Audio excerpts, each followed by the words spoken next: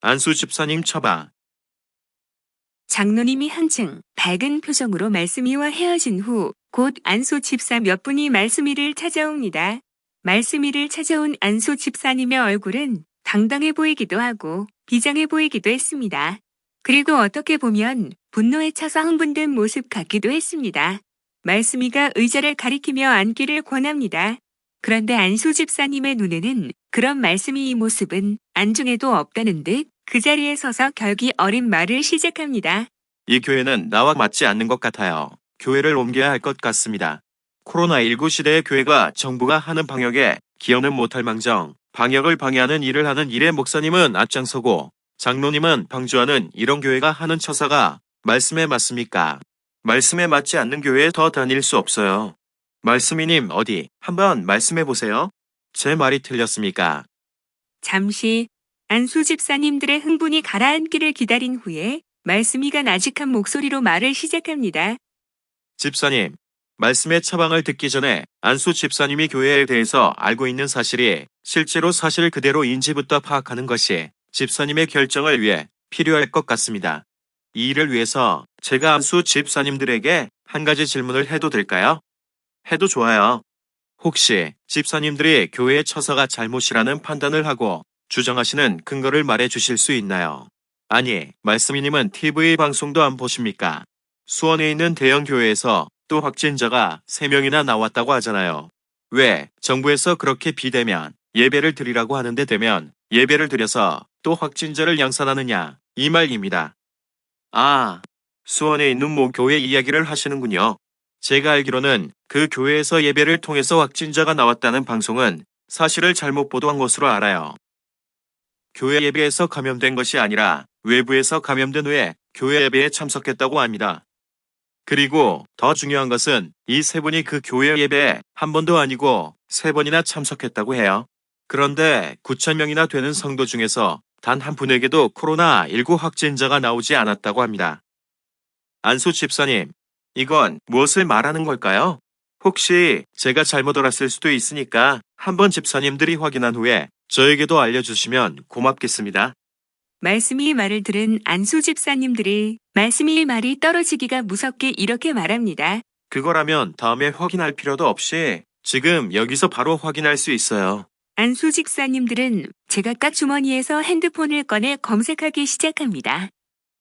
잠시 후 확인을 마친 안수 집사님들은 머쓱한 표정으로 다시 말씀이를 쳐다보면서 중얼거리듯이 말합니다.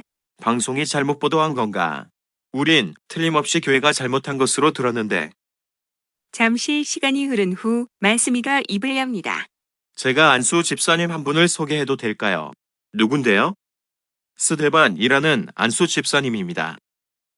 스데반 집사님은 예루살렘 교회 안수 집사님입니다. 그 집사님도 집사님들과 비슷한 일을 생활의 현장에서 만났습니다. 예루살렘 교회의 담임 목사님이신 베드로 목사님이 예수님이 부활하셨다는 사실을 길거리에 나서서 설교하시고 병든 사람들을 고치는 사역을 하심으로 예수님이 하나님이라는 사실을 증언하고 계셨습니다. 그런데 믿기지 않는 일이 생겨요. 교회의 지도자인 대제사장과 성경대로 하나님을 믿지 않는 사두개파가 예루살렘 교회를 개척하고 계신 베드로 목사님을 시기하여 잡아다가 감옥에 가두어 버리는 일이 생깁니다. 이게 있을 법한 일입니까? 그런데 그 당시 교회에서는 이런 일이 일어났어요. 그런데 더 믿기지 않는 일은 예수님께서 보내신 천사가 밤에 베드로 목사님이 갇히신 감옥 문을 열고 목사님을 이끌어내십니다. 그리고 새벽에 성전에 들어가서 생명의 말씀을 다 말하라고 하십니다. 베드로 목사님은 천사가 전한 말씀 그대로 다시 새벽에 성전에 들어가서 말씀을 가르칩니다.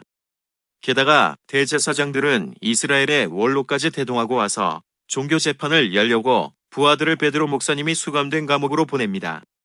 그런데 막상 베드로가 갇힌 감옥에 찾아온 부하들은 아연실색할 수밖에 없었습니다. 그 이유는 부하들이 막상 베드로 목사님이 갇히신 감옥에 도착했을 때 감옥 문은 잠겨 있고 지키는 사람들도 있었지만 정작 감옥에는 베드로 목사님이 계시지 않았기 때문입니다.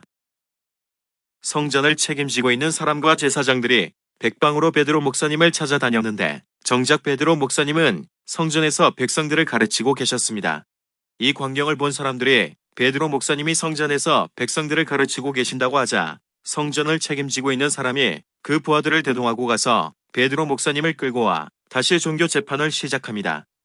이 재판에서 대제사장이 예수 그리스도의 이름을 가르치지 말라고 언급하였는데 그것을 가르쳐서 예루살렘에 가득하게 만든 것은 예수가 십자가에 처형된 것이 우리 때문이라고 뒤집어 씌우려는 나쁜 의도가 있기 때문이다. 이 말을 들은 베드로 목사님은 이렇게 대답하십니다. 당신들의 말보다 하나님을 순종하는 것이 마땅합니다.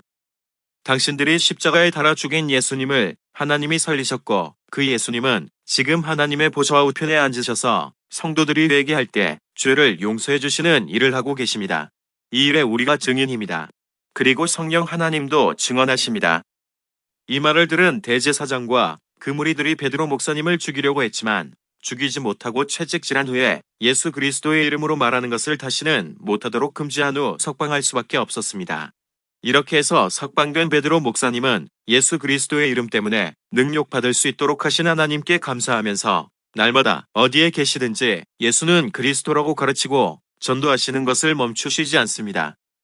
병든 사람이 병이 낫고 걸어보지 못한 사람을 걷게 한 일을 당시 통치자 헤롯이 지은 성전을 헐어버리겠다고 말했다고 거짓말을 하고 또 유대인들이 전통적으로 지키고 진리로 믿어오던 성경도 마음대로 고치겠다는 말을 했다고 여론으로도 합니다. 불신 세상 사람들이 비난한다면 그래도 이해할 수 있는데 교회의 지도자 중에서 대제사장이나 서기관들까지 나서서 베드로 목사님이 하신 일을 비판하고 심지어 재판까지 열고 감옥에 투옥까지 하는 일에 앞장섭니다. 이 베드로 목사님이 세우신 안수 집사님인 스데반은 담임 목사님인 베드로와 같은 일을 합니다. 스데반 집사님이 하신 일을 성경은 이렇게 기록하고 있습니다. 스데반이 은혜와 권능에 충만하여 큰 기사와 표적을 민간에 행하니 사도행전 6장 8절. 본 말씀에서 스데반 집사님이 세상에서 행한 기적 같은 일의 내용은 베드로 목사님이 행하신 예수 그리스도의 이름, 즉 예수님이 하나님이시며 그 예수님이 구세주라는 사실을 나타내는 일이며 이것을 표적이라고 기록했습니다. 그런데 그 사람들은 스데반 집사님이 한 일을 사실과 다르게 꾸미기 위해 사람들을 매수하고 충동질합니다. 그리고 이렇게 거짓으로 꾸며댑니다. 스데반 집사가 헤롯 대왕이 지으신 성전을 헐겠다고 했고 또 모세의 율법도 마음대로 고치겠다고 했습니다. 정치적으로 그리고 종교적으로 공격한 겁니다. 이 스데반 집사님의 이 사역을 통해서 예루살렘 교회는 든든하게 세워지게 됩니다. 제가 안수 집사님들에게 이 말씀을 드리는 이유는 안수 집사님들의 사역이 건강하고 생명력 있는 교회를 세우는 데에 있어서 매우 소중하고 중요하기 때문입니다. 생명력 있는 교회를 세우는데 안수 집사님들이 스데반 안수 집사님처럼 하는 것이 필요합니다. 세상이 사실과 다르게 교회를 말할 때 세상이 하는 말로 담임 목사와 장로를 공격하는 것이 아니라 오히려 사실을 사실대로 말하지 않는 사람들을 향해서 이렇게 말하는 것이 필요하지 않을까요? 여러분 부영들이여 들으소서. 사도행전 7장 2절. 집사님들의 사역을 통해서 한국교회는 든든하게 세워지게 될 것입니다. 말씀이가 말을 마치자 안수 집사님들은 계면적은 얼굴로 그 자리를 벗어나려고 합니다. 이때 말씀이는 그 집사님들을 향해서 이렇게 말합니다. 집사의 직분을 잘한 자들은 아름다운 지위와 그리스도 예수 안에 있는 믿음이 큰 담력을 얻느니라. 디모데전서 3장 13절.